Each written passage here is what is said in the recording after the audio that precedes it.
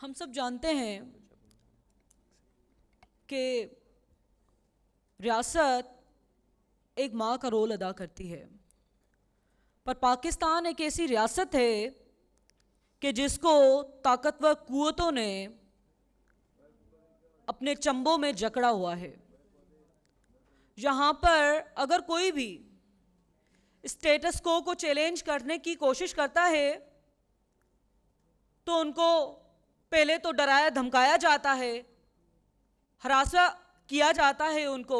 अगर वो फिर भी ना माने तो उनको लापता किया जाता है, उनको मिसिंग किया जाता है। अगर वो फिर भी ना माने तो उनके प्यारों को उनकी मसकशुदा लाशें मिलती हैं। ये बहुत अरसे से हो रहा है और अभी भी कंटिन्यू है। 2019 में जब हैदराबाद के अंदर हमने स्टूडेंट यूनियन मार्च किया तो तकरीबन 2 महीने तक हमने कराची से कश्मीर प्रोपेगेंडा की, लोगों तक गए, उनको बताया कि सियासत नौजवानों के लिए क्यों ज़रूरी है, क्यों वडेरे और उनके बच्चे जो हैं वो असेंबली में हम पर नाफिज किए गए हैं। तो मुसलसल हमें 2 महीने टॉर्चर किया गया, परेशान किया गया, डराया गया, धमकाया गया। हम फिर भी ना माने और जब मार्च शानदार हुआ तो उसके बाद हमारे 2 साथियों को लापता किया गया। मतलब आप देखिए कि इन इदारों की कितनी इंटरफेरेंस है। वैसे तो हमें हर एक शहर में रोक के ये पूछा जाता है कि आप अपनी आइडेंटिटी शो कीजिए कि आप इस मुल्क के शहरी हैं कि नहीं हैं, पर अब कुछ 15-20 दिन पहले टनोजाम ज़रई यूनिवर्सिटी के अंदर एक तुलबा को गेट पे रोक के रेंजर्स के ऑफिसर पूछते हैं कि भाई आप अपनी आईडी कार्ड शो कीजिए। उनको किसने इख्तियारात दिए हैं कि वो हमसे ये बात पूछें, ये नौजवानों से, ये तुलबा से बात पूछें कि आप यहाँ के स्टूडेंट हैं कि नहीं हैं? पहले आप अपनी शनाख्त बताइए हमें कि आप इस इदारे के अंदर क्या कर रहे हैं, आप हमारे हॉस्टल्स में क्या कर रहे हैं, आप हमारी जहां पर आप देखिए कि सिंध में जो भी यूनिवर्सिटीज हैं वो बहुत पुरानी बनी हुई हैं, लेकिन अब स्टूडेंट का तादाद बहुत बढ़ चुका है। तो जब फीमेल जो स्टूडेंट्स हैं वो दूर दूर से आती हैं, उनको हॉस्टल्स की ज़रूरत होती है, तो वो प्राइवेट हॉस्टल जो है अफोर्ड नहीं कर पाते क्योंकि वो निचले तबके से ताल्लुक़ रखते हैं, वो पढ़ाई मुश्किल से कर पाते हैं। वहाँ पर हॉस्टल्स पर कब्जा करना,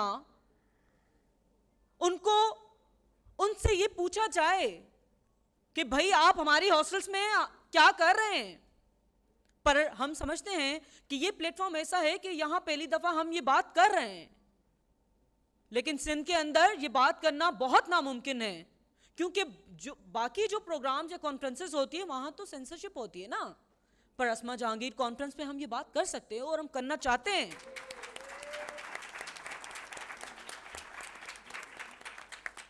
हम बात करना चाहते हैं और ये बताना भी चाहते हैं कि आप हमें कितना भी डराएं धमकाएं, आप अपनी कितनी भी रियासती मशीन ने जो आप डे 1 से जब पाकिस्तान आज़ाद हुआ है अभी तक करते हुए आए हैं, लेकिन अब भी आप देखिए कि इस स्टेज पर जो भी नौजवान हैं वो महकूम कौम से वाबस्ता हैं। ये आपकी हार है, ये आपकी हार है और हम अपने लोगों की, अपनी कौम महकूम जो हमारी कौमें हैं, हम उनकी बात करते रहेंगे। हम बात करते रहेंगे कि आपने बहरिया टाउन से लेके डीएचए से लेके कमांडर सिटी से लेके बाकी जो हज़ारों एकड़ ज़मीनें हैं जिन पर आपने कब्जा किया है, अब आप तालीमी इदारों में भी उनको उन हॉस्टल्स पर कब्जा करना चाहते हैं, तो हम बात करेंगे। जिस तरह कल हामिद मीर साहब ने कहा कि भाई ये कौन से लोग हैं, ये कौन से लोग हैं जिनकी फ़ोन कॉल्स आ जाती हैं हमारे पास, जो हमें डराना चाहते हैं, जो धमकाना चाहते हैं। इनके नाम अब लिए जाएं, खुलेआम लिए जाएं, क्योंकि अब हम डरने वाले नहीं हैं। आप जितना भी डराएं, जितना भी धमकाएं, स्टूडेंट यूनियन मार्च जो 26 को हो रहा है, हम बात करते रहेंगे क्योंकि हम समझते हैं कि जब इस मुल्क के 65% यूथ जो है वो नौजवानों की पॉपुलेशन है और उनकी नुमाइंदगी 0 है, तो जाहिर बात है हम चाहेंगे कि स्टूडेंट यूनियन पर पाबंदी अब हटनी चाहिए। भाई इसमें हमारा क्या कसूर है, हम नौजवानों का क्या कसूर है कि हमारी इतने अरसे तक, इतने सालों तक तरबियत, सियासी तरबियत नहीं हुई? इसमें हमारा क्या कसूर है?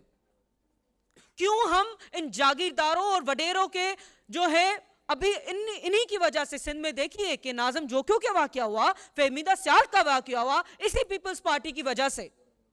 अब हम चाहते हैं कि हमारी तरबियत हो, जो कि हमारे 40 साल से नहीं हुई, 35 साल से नहीं हुई। हम चाहते हैं कि असेंबली के अंदर मिडिल क्लास और निचले तबके के नौजवान शामिल हों ताकि वो मजलूम लोगों की आवाज बन सके।